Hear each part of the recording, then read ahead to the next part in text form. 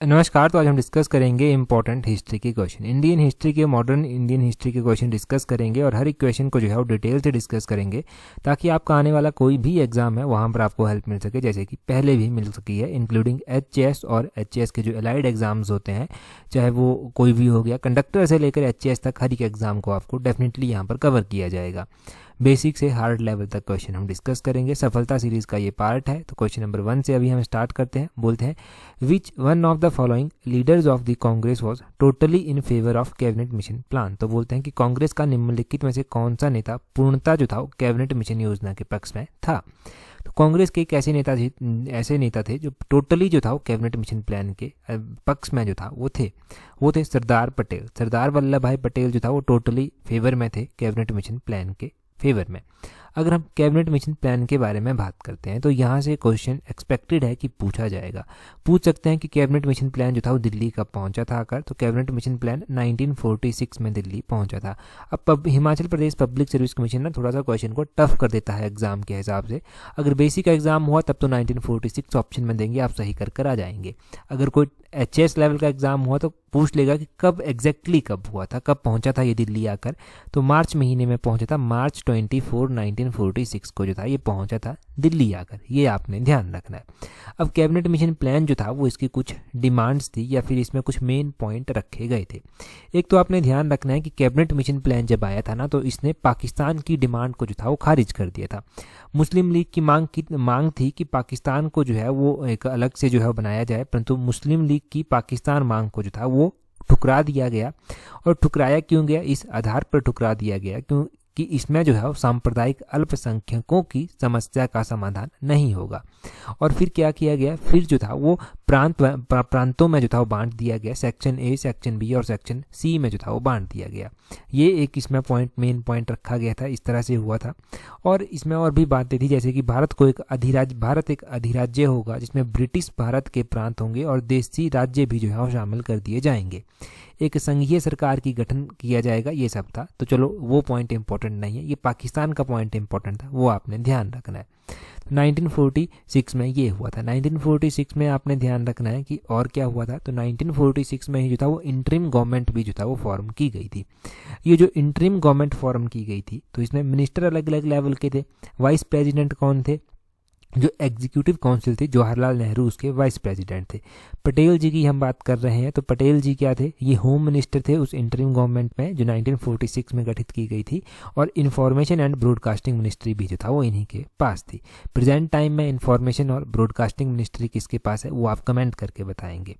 तो इन दो मिनिस्टर्स के बारे में आप ध्यान रखना। यही हम डिस्कस करते हैं। यहाँ से अगले क्वेश्चन की ओर बढ़ते हैं। हमारे पास क्या पूछा गया है अगले क्वेश्चन में? बोलते हैं, the most short lived of all the Britain's constitutional experiments in India was. तो बोलते हैं कि भारत में ब्रिटेन के सभी संवैधानिक प्रयोगों में से सबसे जो शॉर्ट था, जो सबसे अल्पकालीन था, वो कौन सा था? तो सबसे जो शॉर्ट था वो था इंडियन काउंसिल एक्ट ऑफ 1909। इसका जो टेन्योर या फिर इसकी जो अवधि थी वो सबसे कम थी, ये आप कहेंगे। यहाँ से हम हर एक के बारे में बात करते हैं। ये जो इंडियन काउंसिल एक्ट 1861 था, इसका जो टेन्योर था या फिर इसका जो स्पैन था, टाइम स्पैन था, वो कितना था? वो 31 ईयर्स था। 31 ईयर जो था वो इसका टाइम स्पैन रहा था। और उसके बाद जो 1918 और 92 का इंडियन काउंसिल एक्ट आया था, इसका टाइम स्पैन कितना था? 17 ईयर, 17 वर्ष जो था वो इसका टाइम स्पैन था। ये आपने ध्यान रखना है। और ये जो इंडियन काउंसिल एक्ट आया था 1909 का, इसका टाइम स्पैन कितना था? 10 ईयर, 10 साल जो था वो इसका टाइम स्पैन था। और ये जो गवर्नमेंट ऑफ इंडिया एक्ट 1919 आया था, इसका टाइम स्पैन कितना था? इसका टाइम स्पैन 16 ईयर था, 16 साल था। ये आपने ध्यान रखना। तो सबसे कम किसका हुआ? ये 10 ईयर, ये जो इंडियन काउंसिल एक्ट है 1909 का, इसका ही जो है वो हुआ। और इंडियन काउंसिल एक्ट के बारे में अगर किसी को कुछ क्वेश्चन पूछना है तो क्या पूछ लेगा इसको अन्य किस नाम से जाना जाता है? तो इसको मॉर्ले मिंटो रिफॉर्म भी कहा जाता है। इसमें क्या क्या प्रोविजन थे? तो इसमें जो था वो मुस्लिम्स के लिए एक सेपरेट इलेक्टोरेट होगा, उसका जो था वो प्रोविजन किया गया था। और इसमें जो इंपेरियल लेजिस्लेटिव काउंसिल थी उसकी स्ट्रेंथ जो था वो इंक्रीज कर दी गई थी। तो ये बेसिक प्रोविजन थे, 2-3 मैंने बता दिए। मॉडल मिंटो रिफॉर्म इसको कहते हैं, ये आप ज़रूर ध्यान रखना। 10 ईयर इसका टाइम स्पैन था, वो भी आपको पता चल गया। अगले क्वेश्चन में क्या बोलते हैं, एलाइड सर्विसेज में ये पूछा गया था लास्ट टाइम क्वेश्चन, परंतु मोस्ट इंपॉर्टेंट क्वेश्चन मुझे लगा। बोलते हैं of the following who represented the untouchables in the Shimla conference convened by lord Wavell in 1946। बोलते हैं कि निम्नलिखित में से 1946 में लॉर्ड वेवेल द्वारा आयोजित जो शिमला सम्मेलन था उसमें अछूतों का प्रतिनिधित्व जो था वो किसने किया था। तो इसमें जो अनटचेबल थे, अनटचेबल्स का जो रिप्रेजेंटेशन था वो किसके द्वारा किया गया था, वो शिवाराज के द्वारा किया गया था। ऑप्शन सी सही आंसर है। शिवाराज ने जो था वो अनटचेबल का इसमें जो था रिप्रेजेंट किया था। पहले तो आप ये जो शिमला समिट है या फिर शिमला कॉन्फ्रेंस है ना, इसके बारे में आपने ध्यान रखना है कि वैसे ये 1945 में हुई है। कब हुई है शिमला कॉन्फ्रेंस? 1945 में हुई है ये शिमला कॉन्फ्रेंस। तो ये आपको पता होना चाहिए, इसको लेकर कंफ्यूज ना हो जाएं कि यहाँ पर 1946 लिखा गया। ये कॉन्फ्रेंस 1945 में जो था वो हो गई थी और 21 भारतीय राजनीतिज्ञों के द्वारा जो था वो इसमें हिस्सा लिया गया था। और अगर हम बात करें कांग्रेस का जो प्रतिनिधिमंडल था उसका नेतृत्व यहाँ पर किसने किया था, तो वो मौलाना अबुल कलाम आज़ाद ने जो था वो किया था। ये ध्यान रखना है। अगर हम बात करते हैं अनटचेबल की, तो शिवाराज ने जो था वो इनको रिप्रेजेंट किया था। अब यहाँ से हम कुछ और भी जान सकते हैं। यहाँ से हम लॉर्ड वेवेल के बारे में जो है वो जान सकते हैं, क्योंकि इनके द्वारा इसको कन्वेन किया गया था। और तो लॉर्ड वेवेल के कार्यकाल के दौरान क्या क्या हुआ था? इनके कार्यकाल के दौरान जो था एक शिमला कॉन्फ्रेंस आती है, ये इनके कार्यकाल के दौरान होता है। इन्हीं के कार्यकाल के दौरान जो था वो सेकेंड वर्ल्ड वॉर जो है वो होता है। समाप्त आप कहेंगे कि समाप्त इनके कार्यकाल के दौरान सेकेंड वर्ल्ड वॉर जो है वो हो जाता है। और इन्हीं के कार्यकाल के दौरान जो कैबिनेट मिशन का प्रपोजल था 1946 का, वो भी जो था वो आया था। और CR फार्मूला हो गया 1944 का, वो भी आया था। ये भी आपने ध्यान रखना है। तो ये बेसिक बातें आपने वहाँ से ध्यान रख लेनी है कि इनका अच्छा बेसिक ये भी तो पता होना चाहिए ना कि लॉर्ड वेवेल का कार्यकाल कब से लेकर कब तक था। तो 1944 में स्टार्ट होता है और 1947 तक जो है इनका कार्यकाल चलता है, 1944 से 1947 तक। उसके बाद लॉर्ड माउंटबेटन जो है वो बनते हैं, ये 1947-48 के बीच में जो है वो रहते हैं। ये आपने बेसिक क्वेश्चंस यहाँ से रिवाइज कर लिए। अब अगला क्वेश्चन देखते हैं हम क्या पूछते हैं हमसे। अगले क्वेश्चन में बोलते हैं बोलते हैं treaty of Yandabo was signed after which among the following. तो ये ट्रीटी ऑफ यंदाबू हुई थी। बोलते हैं कि यंदाबू की संधि हुई थी ये किसके बाद जो था वो इसमें हस्ताक्षर किए गए थे, कौन सा ऐसा प्लान या कोई भी ऐसी योजना थी जिसके बाद यहाँ वॉर था जिसके बाद ये हुई थी। तो यहाँ पर आपने ध्यान रखना है कि फर्स्ट एंग्लो बर्मिस वॉर जो हुआ था ना, option B first Anglo Burmese war जो था, इसके बाद जो था वो यंदाबू की संधि पर हस्ताक्षर किए गए थे। वॉर के बारे में पता होना चाहिए। तो ये जो फर्स्ट एंग्लो बर्मिस वॉर होती है ये कब होती है? मैंने बहुत फोकस किया है आज से पहले भी जो सफलता सीरीज में जो क्वेश्चन डिस्कस हुए हैं कि जितने भी वॉर अभी तक हुए हैं ना इस तरह के, उनको हम बार बार रिवाइज करें, इसी तरह ये याद रहेंगे। तो पहला जो एंग्लो बर्मा वॉर था वो 1824 से लेकर 1826 के बीच में जो था वो हुआ था। ये आपने ध्यान रखना है, 24 to 26। अच्छा, अगर हम बात करते हैं कि सेकंड एंग्लो बर्मा वॉर भी हुआ था, तो ये कब हुआ था? ये 1852 में हुआ था, पूछे जाते हैं ये क्वेश्चन। और थर्ड एंग्लो बर्मिस वॉर भी हुआ था। तीसरे नंबर का जो एंग्लो बर्मा वॉर हुआ था वो 1885 में जो था वो हुआ था, वो तीसरे नंबर का आपने ध्यान रखना है। यहाँ पर थर्ड एंग्लो अफगान वॉर जो है वो दिया गया है। तो पहला एंग्लो अफगान वॉर कब हुआ था? पहले से स्टार्ट करते हैं ना। पहला एंग्लो अफगान वॉर 1839 से लेकर 1842 के बीच में जो था वो हुआ था, 1839 to 1842। अच्छा, कि दूसरा भी हुआ था? तो दूसरा भी हुआ था। दूसरा एंग्लो अफगान वॉर जो था वो 1870-1880 के बीच में जो था वो हुआ था। क्या तीसरा भी हुआ था? तो तीसरा जो था वो कब हुआ था? अगर हम तीसरे एंग्लो अफगान वॉर की जो है वो बात करते हैं, तो तीसरे नंबर का एंग्लो अफगान वॉर जो था 1919 में जो था वो हुआ था, 1919 के आसपास हुआ था। परंतु यहाँ पर एंग्लो सिख वॉर भी दिया गया है। तो पहला एंग्लो सिख वॉर कब हुआ था? पहला एंग्लो सिख वॉर जो है वो मोस्ट इंपॉर्टेंट है और ये 1845-46 में जो था वो हुआ था। दूसरा एंग्लो सिख वॉर 1848-49 में जो था वो हुआ था। तो ये सारे वॉर मैंने रिवाइज करवा दिए, इनको ध्यान रखना। अगले क्वेश्चन में देखें क्या बोलते हैं who presided over the Amritsar session of all India Congress in 1919। तो इंडियन नेशनल कांग्रेस की बात बेसिकली की जा रही है। रिपीटेड क्वेश्चन है ये भी, तो रिपीटेड क्वेश्चन है। और बोलते हैं कि इंडियन नेशनल कांग्रेस का जो 1919 का सेशन हुआ था उसको किसने प्रिजाइड किया था? 1919 का इंडियन नेशनल कांग्रेस का सेशन जो था वो मोतीलाल नेहरू जी के द्वारा जो था वो प्रिजाइड किया गया था। ऑप्शन सी जो है वो सही आंसर हो जाएगा। अब यहाँ पर पहले तो हम बात करते हैं कि मोतीलाल नेहरू ने कोई और भी इंडियन नेशनल कांग्रेस का सेशन जो था वो प्रिजाइड किया था। तो आपका आंसर क्या होगा? आपका आंसर होगा जी हाँ, किया था। ये जो 1928 का सेशन हुआ था इंडियन नेशनल कांग्रेस का कलकत्ता में, ये जो था वो मोतीलाल नेहरू के द्वारा ही जो था वो प्रिजाइड किया गया था। और 1919 का सेशन अमृतसर में हुआ था, वो तो क्वेश्चन में ही लिखा गया है। अब लाला लाजपत राय भी ऑप्शन में दिया गया है, तो क्या लाला लाजपत राय भी जो था वो इंडियन नेशनल कांग्रेस के कभी प्रेसिडेंट रहे, या इन्होंने भी जो था वो इंडियन नेशनल कांग्रेस का कोई सेशन जो था वो प्रिजाइड किया था? तो आपका आंसर क्या होगा कि इंडियन नेशनल कांग्रेस का एक विशेष सेशन हुआ था, स्पेशल सेशन जिसको कहते हैं, 1920 में। और ये 1920 में कलकत्ता में सेशन हुआ था, जिसको लाला लाजपत राय ने जो था वो प्रिजाइड किया था। मोतीलाल नेहरू हमने जो था वो डिस्कस कर लिया। यहाँ पर बी एन दत्त भी दिया गया है कि बी एन दत्त ने भी कोई इंडियन नेशनल कांग्रेस का सेशन जो था वो प्रिजाइड किया था। तो इन्होंने 1911 का इंडियन नेशनल कांग्रेस का सेशन जो था वो प्रिजाइड किया था। 1911 का सेशन भी कलकत्ता में ही हुआ था और इनका पूरा नाम था बिशन नारायण दत्त। बिशन नारायण दत्त इनका पूरा नाम था। सरोजनी नायडू की बात करते हैं, क्या इन्होंने भी कोई इंडियन नेशनल कांग्रेस का सेशन प्रिजाइड किया था? तो इन्होंने कानपुर सेशन था 1925 का, जो इन्होंने इंडियन नेशनल कांग्रेस का प्रिजाइड किया था। ये पहली भारतीय महिला थी जिन्होंने जो था वो इंडियन नेशनल कांग्रेस का सेशन जो था वो प्रिजाइड किया था। तो ये आपने नायडू, सरोजनी नायडू, मोतीलाल नेहरू, बी एन दत्त, लाला लाजपत राय, इन सभी के बारे में जान लिया। इंडियन नेशनल कांग्रेस की अगर हम बेसिकली ही बात करते हैं तो इंडियन नेशनल कांग्रेस का पहला क्वेश्चन जो था, पहला सेशन जो था वो WC बनर्जी, व्योमेश चंद्र बनर्जी के द्वारा बॉम्बे में जो था वो प्रिजाइड किया गया था। ये ध्यान रखें। अगला क्वेश्चन देखते हैं हमारे पास क्या पूछते हैं। बोलते हैं who among the following Indian leader founded the all India trade union Congress in 1920। तो बोलते हैं कि किस भारतीय ने जो था वो 1920 में भारतीय ट्रेड यूनियन, ये जो इंडियन ट्रेड यूनियन कांग्रेस थी, इसकी स्थापना जो था वो की थी। तो इंडियन ट्रेड यूनियन कांग्रेस की स्थापना जो था वो NM जोशी के द्वारा जो था वो की गई थी। अब NM जोशी ने जो था वो की थी। तो यहाँ से हम और क्या ध्यान रख सकते हैं? यहाँ से हम ध्यान रख सकते हैं और भी बातें। अब देखो यहाँ पर ना ज़रूर कन्फ्यूज़न हुआ होगा आपको थोड़ा सा all India trade union Congress के बारे में कि ये फाउंड NM जोशी के द्वारा की गई थी।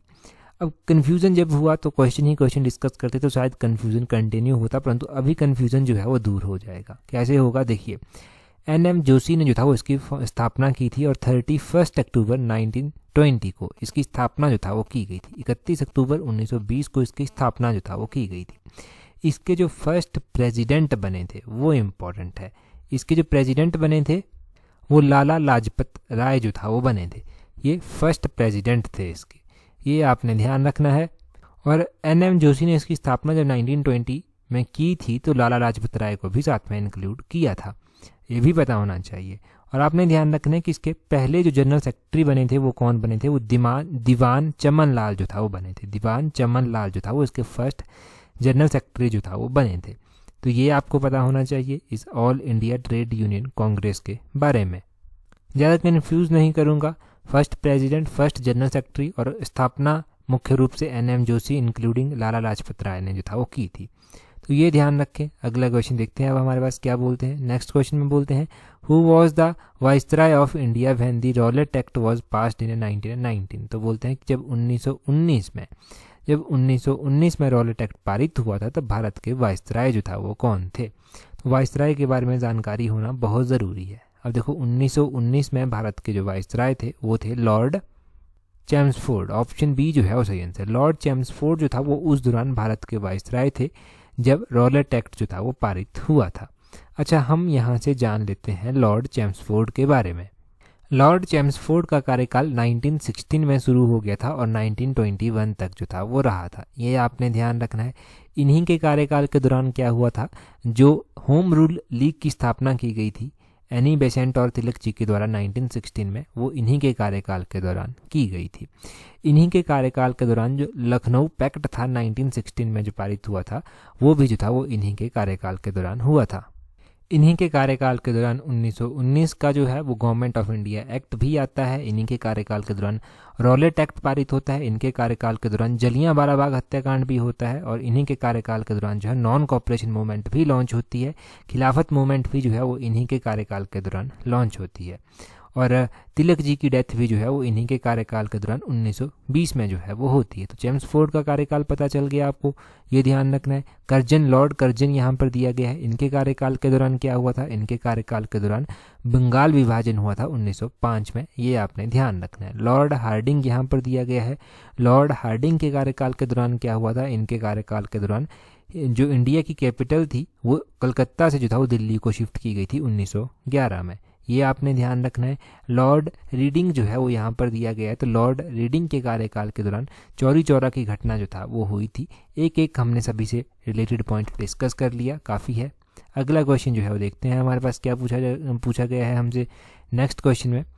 यहाँ पर देखें, जो इसके बाद नेक्स्ट क्वेश्चन हमारे पास आता है वो ये है कि of the following cities where was open the first medical college for women in 1916। तो बोलते हैं कि निम्नलिखित में से 1916 में महिलाओं के लिए पहला मेडिकल कॉलेज जो था वो कहाँ खोला गया था। महिलाओं के लिए उस टाइम कोई भी कार्य जब किया जाता था तो वो इम्पॉर्टेंट हो जाता था, क्योंकि महिलाओं की स्थिति बहुत ख़राब थी उस टाइम। तो उनको अपलिफ्ट करने की कोशिश जो था वो कुछ ऑर्गेनाइजेशन कर रही थी।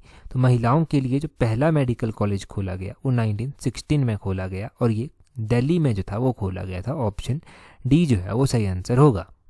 महिलाओं के लिए कुछ कार्य जो था वो ज्योतिबाई फुले के द्वारा भी किया गया था। इनके द्वारा जो था वो महाराष्ट्र में जो था विडोज़ के लिए होम खोला गया था 1854 में। इनके द्वारा जो था महाराष्ट्र में जो था वो विडो रीमैरिज मूवमेंट भी जो था वो स्टार्ट की गई थी। ज्योतिबाई फुले का नाम आप कहाँ पर पढ़ते हैं? तो ज्योतिबाई फुले ने जो था वो क्या किया था? ज्योतिबाई फुले ने सत्याशोधक समाज की स्थापना की थी। सत्याशोधक समाज की स्थापना 1873 में जो था वो ज्योतिबाई फुले के द्वारा की गई थी। अब ज्योतिबाई फुले ने इसकी स्थापना की, तो ये आपने ध्यान रखना है कि ये इनके द्वारा जो था वो एक मूवमेंट चलाया गया था, ताकि जो उस टाइम की बैकवर्ड क्लासेस हैं उनको जो है वो अपलिफ्ट किया जाए। यानी कि दूसरे शब्दों में कहूँ तो ये मूवमेंट अपर कास्ट के अगेंस्ट जो था वो चलाया गया था। जो उनका डोमिनेशन उस टाइम हुआ करता था उसका विरोध जो था वो यहाँ पर किया जाता था। महिलाओं की ही बात करें तो महिलाओं को लेकर जो था वो और भी कदम जो था वो उठाए गए थे, जैसे कि वुड्स डिस्पैच कमीशन जो था वो आया था 1854 में। इसमें महिलाओं की एजुकेशन के ऊपर जो था वो फोकस किया गया था, स्ट्रेस दिया गया था इसके ऊपर कि महिलाओं की एजुकेशन होनी चाहिए।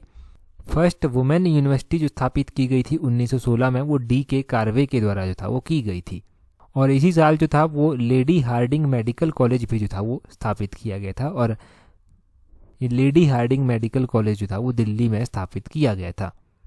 अच्छा, एक आर्य समाज आप पढ़ते हैं ना, परंतु एक आर्य महिला समाज भी था। अब आर्य महिला समाज की स्थापना किसने की थी? पंडिता रमाबाई सरस्वती, इनके द्वारा जो था वो आर्य महिला समाज की स्थापना जो था वो की गई थी। आर्य समाज की स्थापना किसने की थी वो आप बताएंगे। आर्य महिला समाज मैंने बता दिया आपको।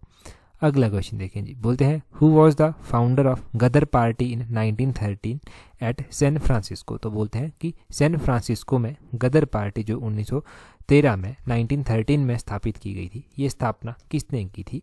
तो ये स्थापना जो था वो की गई थी लाला हरदयाल जी के द्वारा और सोहन सिंह भाकना के द्वारा।